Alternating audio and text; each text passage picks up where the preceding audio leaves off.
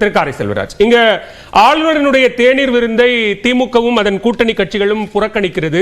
அதிமுக பாஜக அந்த தேநீர் விருந்தில் பங்கேற்றிருக்கிறார்கள். பரஸ்பரம் தலைவர்கள் சந்தித்து நலம் விசாரித்திருக்கிறார்கள். இது எதன் வெளிப்பாடு? இல்ல, இது பொதுவாகவே தமிழகத்தில் நடந்து கொண்டிருக்கிற அரசியல் நிலைப்பாடு தான். இது ஆளுங்கட்சி எதிர்த்து நின்றால், ஆளுங்கட்சியை சேர்ந்த கூட்டணி கட்சிகள் எதிர்த்து நின்றால், எதிர்கட்சிகள் எல்லாம் ஒருங்கிணைந்து ஒரு செயலை செய்வது என்பது ஒரு இயல்பான ஒன்றுதான்.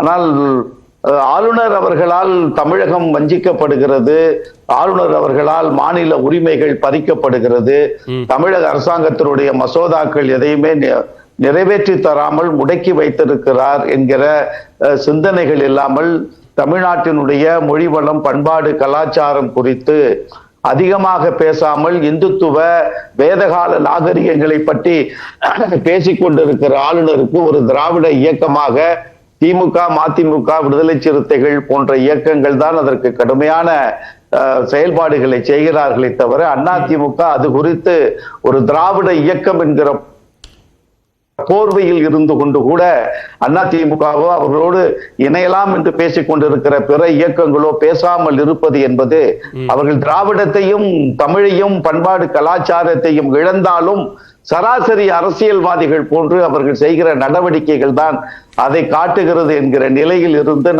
அதிலிருந்து விலகி செல்றேன். இதுவரைக்கும் எனக்கு முன்னால பேசினவங்கள நான் 2 பேருடைய செய்திகளை பேசுறேன். தோழர் பொன் வில்சன் பேசியது ஒரு முக்கியமான செய்தி. தோழமை இயக்கங்களுடைய 10% வாக்கு, அதுவும் அவர் குறிப்பா 10% சொன்னார்.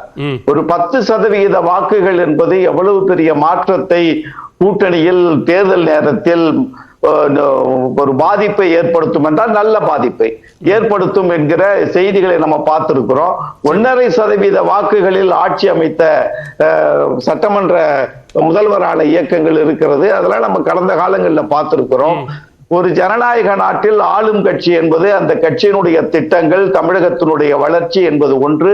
இரண்டாவது, ஜனநாயக ரீதியாக ஒத்த கருத்துடைய ஒரு நிலைப்பாட்டில் இந்துத்துவா என்கிற அந்த கருத்தியலை எதிர்த்து இருக்கிற இயக்கங்கள் எல்லாம் இந்த மண்ணில் ஒன்று சேர்ந்து இருப்பது என்பது தேர்தல் என்கிற ஒரு நிலையில் இருந்து மட்டுமில்லை, ஒரு கருத்தியல் ரீதியான தாக்கத்தை இந்த தமிழக மண்ணில் நிலைநிறுத்த வேண்டும் என்கிற செய்தியும் அதன் ஊடே வருகிறது என்பதை தோழர் பொன் வில்சன் அவர்கள் புரிந்து கொள்வார் என்று நினைக்கிறேன். திமுக கூட்டணி கட்சிகள் எல்லாம் இணைந்து 200 தொகுதிகளுக்கு மேல வெற்றி பெறுவோம் அப்படிங்கிற நம்பிக்கையை வெளிப்படுத்துவதும், 7வது முறையாக மீண்டும் திமுக ஆட்சியை அமைக்கும் அப்படிங்கிற நம்பிக்கையை வெளிப்படுத்துறது, தொண்டர்களுக்கு உற்சாகத்தை ஏற்படுத்துறது எல்லாம் சரி. ஆனா அதே நேரத்தில் இங்க அரசியல்ல எது வேண்டுமானாலும் நடக்கலாம். திமுகவை எதிர்க்க வேண்டும்னா எல்லா எதிர்கட்சிகளும் ஓரணியில் இணையணும் அப்படிங்கறத நாங்க வலியுறுத்துறோம், அதுவும் நடக்கலாம் அப்படின்னு சொல்றாங்க. இல்ல, இப்ப இந்த விவாதத்தில் இப்பொழுது என்ன நிலையில் இருக்கிறோமோ இந்த நிலை தொடரும் என்கிற நம்பிக்கையில் தான் நான் வாதங்களை எடுத்து வைக்க முடியுமே தவிர, நாளை தேர்தலுக்கு முன்பாக கூட்டணியில் பிரச்சனை வரும், கூட்டணியில் விலகி நிற்பார்கள் என்கிற செய்தி வருகிற பொழுது அந்த நேரத்தில் அது குறித்தான செய்திகளை பேச முடியுமே தவிர, நாளை நடக்கலாம் என்கிற ஒரு செய்திக்கு நான் இப்பொழுது ஆர்வம் சொல்லிக் கொண்டிருக்க பெரிய வாய்ப்பு இல்லைன்னு வச்சுக்கோங்க. 7வது முறை மீண்டும் ஆட்சியில் அமைப்போம் என்று தமிழக முதல்வர் சொல்வதும், 200 தொகுதிகளுக்கு மேல் நாங்கள் வெற்றி பெறுவோம் என்கிற ஒரு நம்பிக்கையை தொண்டர்களுக்கு விதைப்பது என்பது ஒரு அரசியல் இயக்கத்தினுடைய கடமை. அந்த கடமையை தான் செய்திருக்கிறார்கள், அது மீது இருக்கிற நம்பிக்கையின் அடிப்படையில். இதற்கு 2 கூறுகளை நான் சொல்லிடுறேன். அண்ணன் மனுஷபுத்திரன் அவர்களும் தொடர் பொன் வில்சன் அவர்களும் பேசுகிற பொழுது 2 செய்திகளை சொன்னார்கள். 7வது முறையாக வெற்றி அடைவோம் என்று சொன்னால் நிறைவேற்றி இருக்கிற திட்டங்கள் மூலமாக கிடைத்திருக்கிற வாய்ப்பும், நிறைவேற்றாமல் விட்ட திட்டங்களை லிஸ்ட் பண்ணாங்க, அதெல்லாம் பேசப்பட வேண்டியதுதான். இன்னும் 1.5 ஆண்டுகள் இருக்கிறது. அதில் நிறைவேற்றப்படாத திட்டங்களையும் இந்த அரசாங்கம் நிறைவேற்ற வேண்டும் என்கிற ஒரு கூட்டணி இயக்கத்தின் மறுமலர்ச்சி திராவிட முன்னேற்ற கழகத்தை சார்ந்தவன் என்கிற முறையில் நான் இந்த கோரிக்கையை நான் இந்த விவாதத்திலும் வைக்கிறேன், ஒரு ஆரோக்கியமான விவாதமாக. ஒன்று, ஒரு மாநிலத்தினுடைய வளர்ச்சி என்பது 2 கூறுகள்.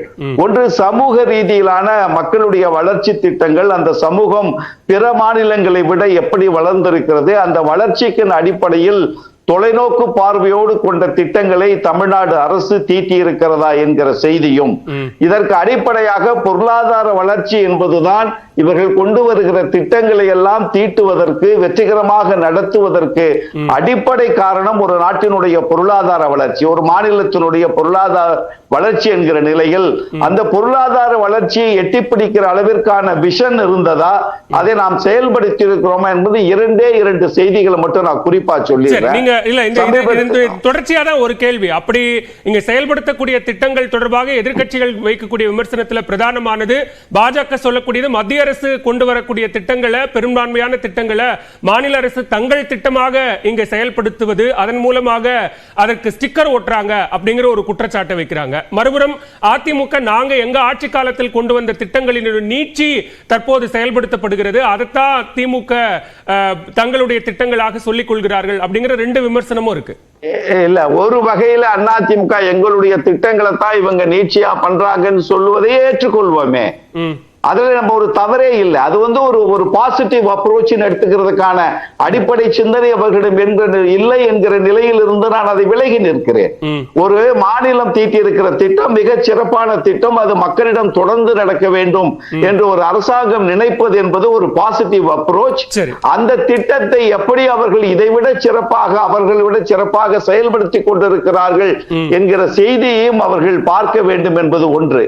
இதுல முக்கியமாக இந்த வீடு கட்டும் திட்டத்துல தமிழக அரசாங்கத்தினுடைய, தமிழ்நாடு அரசாங்கத்தினுடைய பங்கு என்ன, ஒன்றிய அரசு என்ன கொடுக்கிறதுன்னு கேட்டு நீங்க பாஜக சார்பாக பேசிக் கொண்டிருக்கிற அண்ணங்கிட்ட கேட்டு சொல்லுங்க, என்ன உதவி செய்யறாங்க, ஒன்றிய அரசாங்க திட்டங்களுக்கு ஒதுக்குகிற நிதிகள் எல்லாம் எங்கே இருந்து செல்லுகிறது, அந்த நிதியை முறையாக மாநில அரசாங்கத்திற்கு அவர்கள் பிரித்து கொடுத்திருக்கிறார்களா, அவர்கள் செய்கிற சூழ்ச்சிகள் மூலமாக மாநில அரசாங்கத்திற்கு தர வேண்டிய தொகைகளை குறைத்து தருவதற்கான திட்டங்களை தீட்டிக் கொண்டு இதை குறித்து பேசுவது என்பது செய்தி இல்லை.